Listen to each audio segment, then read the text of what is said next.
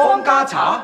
冇錯，呢本就係我20幾年前參加全國評茶大會嘅筆記。哈！當年我就係輸俾方家茶，攞唔到係一代茶王嘅至高榮譽。原來炒茶嗰個呢，就今日鵪鶉仔嘅爸方志德。當日啊，佢阿爸炒茶嘅手法同今日佢阿爺炒茶嘅手法係一脈相傳，一模一樣，唔使審，佢阿爸就係一代茶王。你係方志德嘅仔？師傅啊，如果鵪鶉仔係一代茶王個仔啊，佢就唔使咁窮啦。就係一代茶王，就係一代茶王個仔啊，先至有今日咁折檔。你唔好亂講喎，你唔好侮辱我阿爸喎。係咯，師傅，你唔好亂講嘢喎。我冇亂講，佢阿爸當年又話研製一隻咩茶王品種，要一舉成名，風行全國。係啊，啲人飲咗係有獨特口感啊，仲茶味清香添。